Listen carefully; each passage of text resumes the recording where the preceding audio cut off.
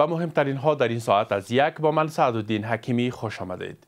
حمدالله فطرت معاون سخنگوی امارت اسلامی افغانستان اعلام کرد که مسجد جامع حسن بصری واقع در ارگ که سنگبنای آن در سال 1401 توسط رئیس الوزراء گذاشته شده بود، دیروز جمعه بر روی نمازگزاران بازگشایی شد. به گفته آقای فطرت، این مسجد توسط مهندسان افغان ساخته شده و در ساخت آن از مواد داخلی همچون سنگ مرمر چشت شریف هرات، سنگ رخام هلمند، سنگ‌های میدان وردک، چوب‌های کنر و نورستان استفاده شده است. مسجد حسن بصری دارای ظرفیت حضور همزمان 1000 نمازگزار را دارد که به عنوان یکی از اماکن مهم مذهبی در ارگ به شمار می رود.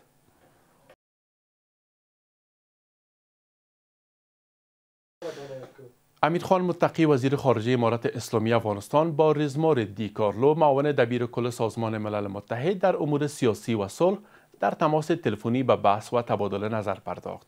بر اساس خبرنامه وزارت خارجه، دو طرف در این گفتگو درباره کمک‌های بشردوستانه به زلزله زدگان و مهاجران بازگشته، وضعیت امنیتی و اقتصادی افغانستان و منطقه، مبارزه با مواد مخدر و همکاری‌های بخش خصوصی گفتگو کردند.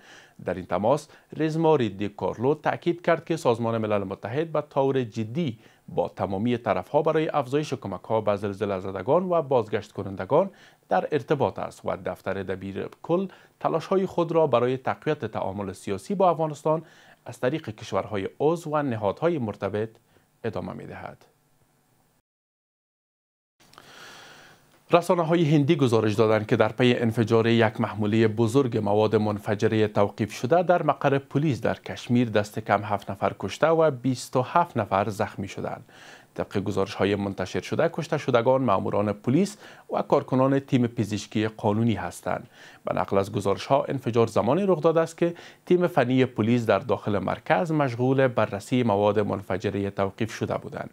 مقامات معتقدند که این حادثه به دلیل انفجار ناگهانی در این مواد رخ داده است.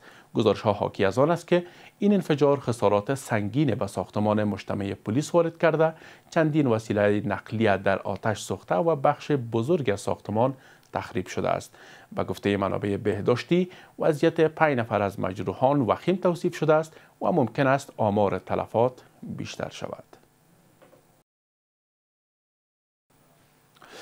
شرکت برقرسانی افغانستان یا برشنا دستگاه تولید برق پارنده با ظرفیت 4 مگاوات و تامین نیازهای برقی برای بیش از 6000 خانواده در ولایت پنجشیر را به بهره برداری سپرد. به گفته مسئولان، این پروژه با بودجه داخلی تکمیل شده است. شرح بیشتر با احمد منصور مسعود. امریکایی ها با شمول همه ناتو و همه کشورهای کفری جهان در مقابل این سنگرمردان شکست خوردند.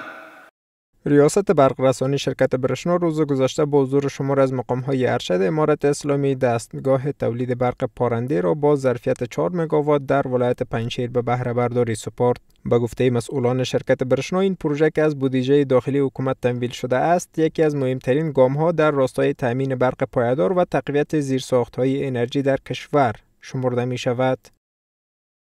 عبدالباری عمر، رئیس اجرایی شرکت برشنا، در مراسم افتتاح با اشاره به آغاز این پروژه از سال 2013 تا کنون گفت که حکومت پیشین با وجود صرف بودجه قابل توجه نتوانست کار آن را تکمیل کند و بخش از این بودجه حیف و میل شد. او تاکید کرد که امارت اسلامی افغانستان بدون اتکا به هیچ نهاد خارجی این پروژه را تکمیل کرده و امسال 51 میلیارد افغانی در بخش انرژی در سراسر کشور به مصرف خواهد رساند.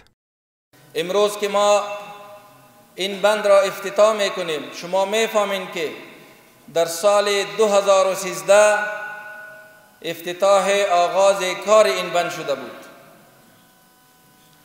آن نظام سمبولیکی که دعوی خدمات معیاری را به مردم داشتند و آن جنرال ها و کلان های این ولایت که بیشتر از 50% همون نظام سمبولیک را تسخیر کرده بودند، نتوانستند که این بند کوچک را به بهره برداری بسپارد. از سوی هم ملا عبدالغنی برادر معاون اقتصادی ریاست الوزراء در این مراسم پروژه پارنده ولایت پنجشیر را نمونه ای از تلاش‌های امارت اسلامی افغانستان برای توسعه زیرساخت‌های انرژی دانست و از آغاز پروژه‌های مشابه در کنر، هرات و نیمروز در آینده نزدیک خبر داد. دا پروژه د 4 میگاوات برېښنا پر تولید سربېره یوه عایداتي سرچینه هم ده چې په کلني ډول به ترې د بیت المال بودیجې ته کافی عواید راځي. حافظ محمد آقا حکیم والی ولایت پنجشیر در سخنرانی خود در این مراسم ضمن قدردانی از اجرای این پروژه بر استقلال سیاسی، وحدت ملی و حاکمیت نظام اسلامی تاکید کرد و گفت که امارت اسلامی افغانستان نماینده ملت متحد می باشد.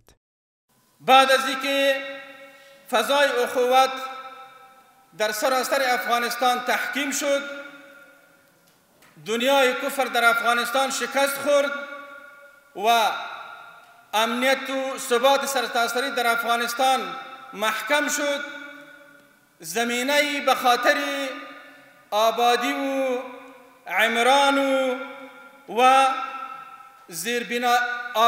زیربنایی کشور ما رسیده. از سوی دیگر اما باشندگان ولایت پنجشیر نیز با استقبال از افتتاح این پروژه برق خواستار آغاز طرح‌های بازسازی جاده‌ها در این ولایت شدند.